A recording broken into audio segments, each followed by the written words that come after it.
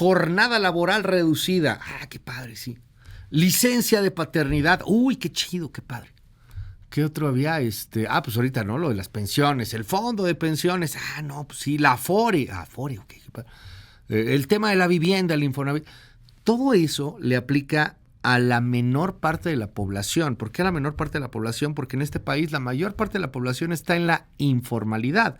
Esto quiere decir, pues, que trabajan en efectivo o en transferencias, que no tienes ningún derecho laboral, que no tienes vacaciones garantidas, no tienes nada. Eres un trabajador que se rasca con sus uñas. Y estamos hablando ya en números cerrados, fijos, fríos, que 32 millones de la planta laboral, de la fuerza laboral de nuestro país, 32 millones están en la informalidad. Pedro Tello, siempre un gusto escucharte. ¿Cómo estás, querido Pedro? Buen día. Hola Luis, muy buenos días. Qué gusto saludarte a ti y también a quienes nos escuchan. Pues sí, contrastes de nuestro tiempo. Hace unos días, el INEGI difundió la noticia de que la tasa de desempleo en México durante el mes de marzo fue una de las más bajas desde que se lleva registro de ese indicador. Y si alguien que no conoce a México ve solamente ese dato, pensaría que tenemos un mercado de trabajo muy eficiente, con empleos que ofrecen remuneraciones, calidad de vida y prestaciones a quienes en él o quienes forman parte de ese mercado de trabajo, pero quienes vivimos en el país nos damos cuenta de que ese dato, el de la menor tasa de desempleo en muchos años, no significa gran cosa, tomando en cuenta los datos que perfilan lo que ocurre en el mercado laboral de nuestro país. Para que quienes nos escuchen lo entiendan, déjenme presentar en estos términos.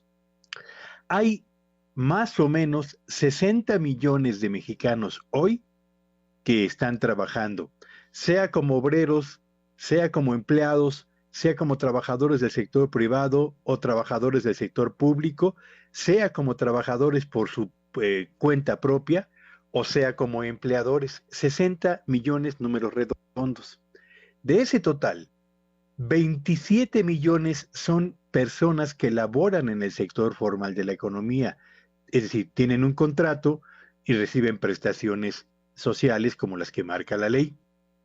Pero el restante número de mexicanos que hoy trabajan, que son prácticamente 33 millones, esos laboran en el sector informal de la economía sin la protección de la ley, con los más bajos estándares de productividad y consecuentemente con condiciones laborales que distan de ser las apropiadas. Ese más de 32 millones de mexicanos que trabajan en la informalidad se ganan día a día la vida en condiciones laborales que son difíciles muchas veces de poder mantener. Pero además, si tomamos en cuenta que más del 54% de los trabajadores de México en marzo de 2024 laboran en la informalidad y forman la mayoría de lo que ocurre en el mercado de trabajo de nuestro país, la otra parte que tenemos que ver es con cuánto contribuyen a la generación de riqueza en México. Y ve usted, si el número de personas son mayoría, 54%, en la generación de riqueza en nuestro país son absolutamente minoría. Aportan solamente el 24% del Producto Interno Bruto de nuestro país en un año, lo que significa que la población formal o los trabajadores formales, que son minoría en el mercado de trabajo hoy, generan el 76% del Producto Interno Bruto de nuestro país en un año. Así que podemos jactarnos de tener una de las tasas de desempleo más bajas de nuestra historia, y eso es cierto porque el INEGI lo constata, pero no podemos sentirnos satisfechos porque en el mercado de trabajo de nuestro país la mayor parte de la población sobrevive ahí sin las prestaciones legales elementales, pero además con niveles de productividad tan bajos que a pesar de ser mayoría en el mercado de trabajo, generan apenas la cuarta parte del Producto Interno Bruto de nuestro país. Así, los contrastes en el México del 2024, Luis.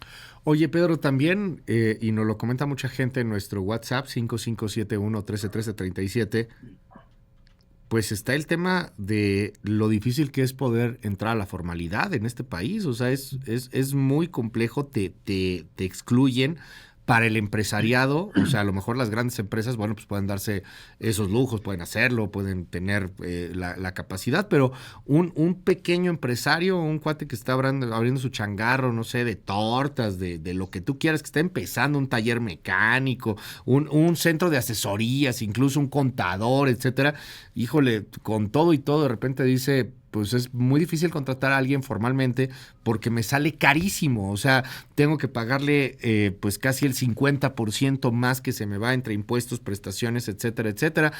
Como que se alienta la informalidad en este país, Pedro. Mira, yo creo que Ujú. en México tenemos dos problemas importantes. El primero y el más relevante es que para dar de alta a una empresa formalmente es verdaderamente un viacrucis administrativo el que debe pasar quien desea crear una empresa. Entre que vas a registrar el nombre de la empresa, el acta constitutiva, el capital inicial y todo, absolutamente todos los permisos que debes atender, bueno, eso ya te implica un costo relevante. Pero dos, además, el costo de mantener a esa empresa operando legalmente entre visitas de inspección, Luis, que eso es muy importante, más los costos salariales que debes estar atendiendo. Recordemos que acaban de elevar el asunto del pago de aguinaldo, aumentaron el número de vacaciones, se incrementa año tras año la aportación que los empresarios realizan a las afores de sus trabajadores. En fin, todo esto más los incrementos salariales que se han venido dando, y no es que esté yo en contra de los incrementos salariales y tampoco estoy en contra de las prestaciones sociales, solamente hago referencia a esto para que ubiquemos que crear una empresa en el sector formal de la economía, para crear empleos formales, cierto, cuesta, y México necesita simplificar todo lo que entraña formar una empresa, y México tiene que hacer que operar una empresa sea lo más sencillo y lo más competitivo posible a escala mundial para que pasemos de este mercado laboral dominado por la informalidad a un mercado laboral dominado por la formalidad. México es una de las principales economías a escala mundial, pero tenemos niveles de informalidad que están por encima incluso de naciones de América Latina con niveles de desarrollo menores a los nuestros. Y este tipo de paradojas, Luis Auditorio, lo que hablan es de el gran trabajo que tiene que realizarse en materia de simplificación, de desregulación y de estímulo a las empresas del sector formal de la economía. Pedro, como siempre, un honor poder platicar contigo. Te mando un abrazo y te seguimos en tus redes. ¿Cuáles son? Síganme en X en @Petello Villagrán y que tengan un espléndido fin de semana.